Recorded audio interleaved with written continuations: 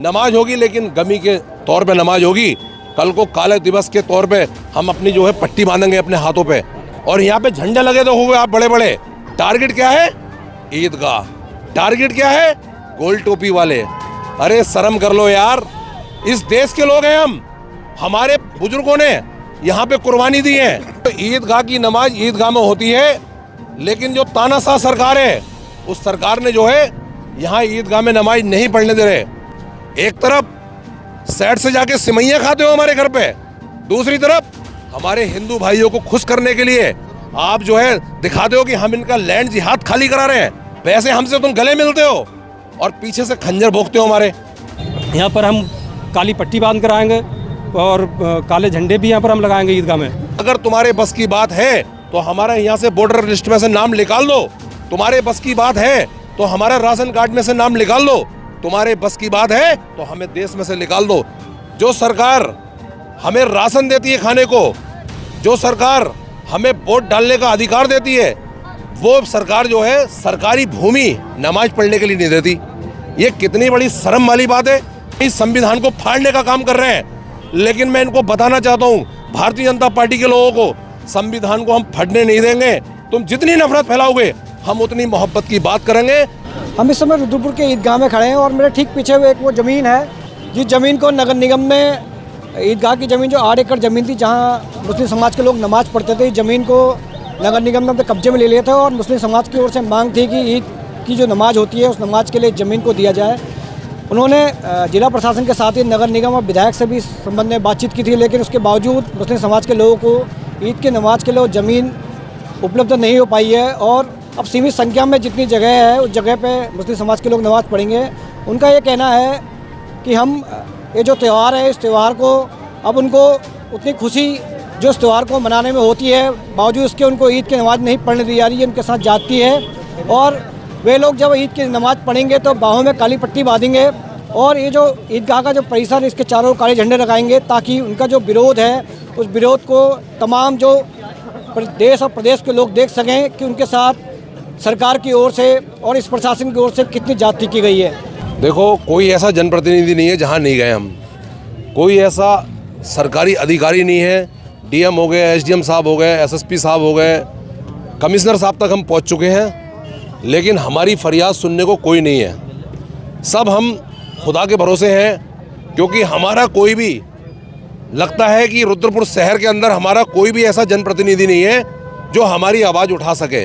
चाहे वो हमारी मुख्य पार्टी जो कांग्रेस है सत्ता में नहीं है लेकिन विपक्ष में है, विपक्ष की आवाज़ वो भी नहीं उठा पा रही।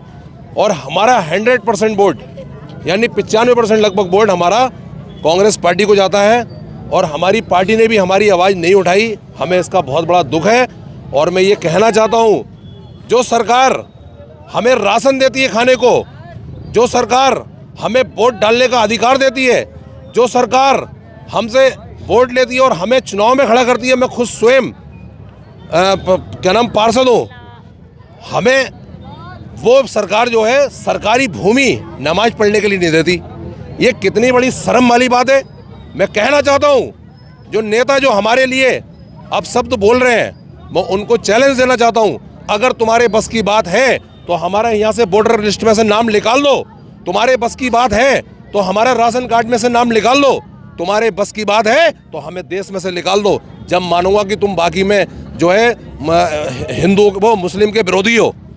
एक तरफ सैड से जाके सिमैया खाते हो हमारे घर पे, दूसरी तरफ हमारे हिंदू भाइयों को खुश करने के लिए आप जो है दिखाते हो कि हम इनका लैंड जिहाद खाली करा रहे हैं। कोई लैंड जिहाद नहीं है। अगर जिहाद है तो बहुत कुछ है। अगर आप जिहाद देखना चाहोगे तो ऐसा कोई रुद्रपुर शहर के अंदर 85% जो है नजुल की भूमि बनी है, लेकिन टारगेट क्या है? ईदगाह। टारगेट क्या है? गोल टोपी वाले। अरे शर्म कर लो यार, इस देश के लोग हैं हम, हमारे बुजुर्गों ने यहाँ पे कुर्बानी दी है। क्या चाहते हो आखिर देश के अंदर? हिंदू मुस्लिम में इतनी नफरत क्यों बढ़ा रहे हो? आपको शर्म नहीं आती इस देश को जो है बांटने की? लोकतंत्र है भी, और आज जो है ये लोकतंत्र को भी नहीं मानना है, कहीं ना कहीं संविधान को फाड़ने का काम कर रहे हैं। लेकिन मैं इनको बताना चाहता हूँ भारतीय जनता पार्टी के लोगों को, संविधान को हम फटने नहीं देंगे। तुम जितनी नफरत फैलाओगे हम उतनी मोहब्बत की बात करेंगे। तुम जितना भाईचारे को जो है अलग अलग करोगे, हम उतना ही भाईचारे को निभाने की बात करेंगे। कुरैशी जी, क्या कुछ तय हो रहा है? क्या कल का क्या स्टेप रहेगा? कल क्या नमाज घरों में ही या मस्जिदों में पढ़ी जाएगी, या फिर ईदगाह पे भी लोग पहुंचेंगे कल नमाज के लिए? देखो, ईदगाह की नमाज ईदगाह में होती है, लेकिन जो तानाशाह सरकार है, उस सरकार ने जो है यहाँ ईदगाह में नमाज नहीं पढ़ने दे रहे। वो चाहते हैं कि यहाँ से मुसलमान चला जाए। हमें नीली पीली चादर वाले, अरे क्या चाहते हो आखिर देश के अंदर? और जाके मत्था टेकते हो फिर वहाँ पे कि यार ये तो हमें बोलना पड़ेगा क्योंकि हमारा इलेक्शन का टाइम है। वैसे हमसे तुम गले मिलते हो और पीछे से खंजर भोंकते हो हमारे। तो नमाज होगी, लेकिन गमी के तौर पे नमाज होगी। कल को काले दिवस के तौर पे हम अपनी जो है पट्टी बांधेंगे अपने हाथों पे, और यहाँ पे झंडे लगे तो होंगे आप बड़े बड़े, क्योंकि हम जो है इस सरकार का, इस शासन का जो है बहिष्कार करेंगे कल को। क्योंकि हम दिखाएंगे ना, पूरे देश देखे इस चीज़ को कि कोई तानाशाह जो है यहाँ नमाज नहीं पढ़ने दे रहा।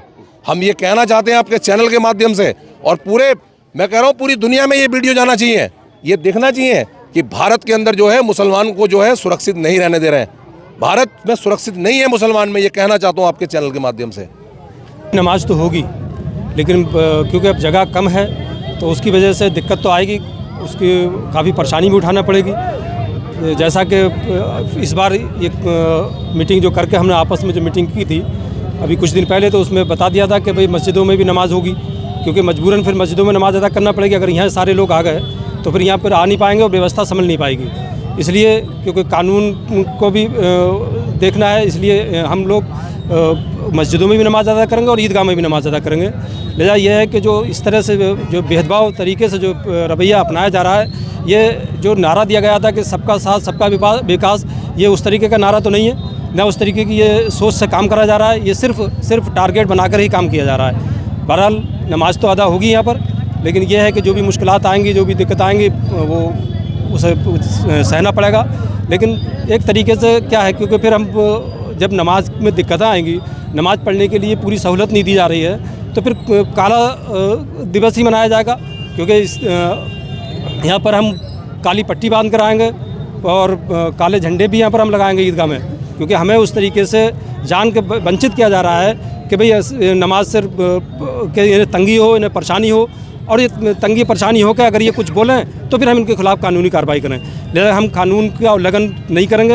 ये अभी भी हमारे मस्जिद से इमाम साहब ने भी ऐलान कर दिया है कि कोई भी कानून का उल्लंघन नहीं करें, जिस तरीके से शांतिपूर्ण तरीके से नमाज अदा करें।